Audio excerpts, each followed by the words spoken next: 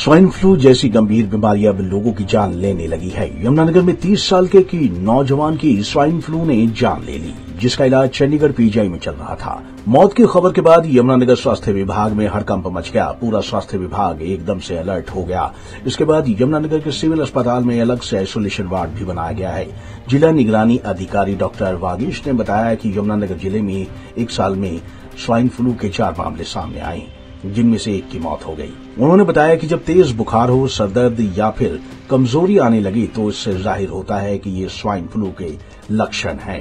उन्होंने बताया कि स्वाइन फ्लू एक व्यक्ति से दूसरे व्यक्ति में फैलता है और ये बीमारी ज्यादातर सर्दियों में देखने को मिलती है, क्योंकि व्यक्ति सर्दियों में एक दूसरे से सटा हुआ बैठता है। जैसे ही कोई छींक मारता है तो ये बीमारी दूसरे व्यक्ति के शरीर में प्रवेश कर जाती है।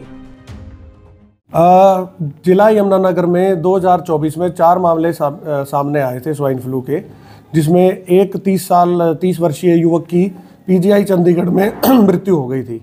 और उसका मृत्यु का कारण मतलब वो कोमॉर्बिड डेथ थी, जिसमें कि उसको डायबिटीज़, हाइपरटेंशन दोनों थी और साथ में उसको स्वाइन फ्लू डिटेक्ट हुआ था, तो उसकी मृत्यु पीजीआई चंडीगढ़ में हो गई थी। इसमें देखो मुख्यतः सिम्टम्स यही है: सोर थ्रोट होना, बुखार आना, फटीगनेस होना, हेडेक होना और कमजोरी रहना, और जो फीवर है वो आपका 100 ILI जो इन्फ्लुएंजा लाइक इलनेस जो बोलते हैं वो उस तरह के सिम्टम्स इसमें रहते हैं, और फीवर 100 डिग्री फ़ारेनहाइट से ज़्यादा होना, ये मुख्यतः इसके सिम्टम्स रहते हैं। मौसम इसमें ज़्यादातर ये केसेस सर्दियों में ही मिलते हैं, क्योंकि इसमें ज़्यादातर लोग पास में बैठते हैं और ये ड्रॉपलेट इन्फेक्शन होता है। मतलब एक कम्युनिकेबल डिजीज़ में आता है कि एक आदमी से दूसरे आदमी को मतलब फैल सकता है, जो छींकने से या खांसने से।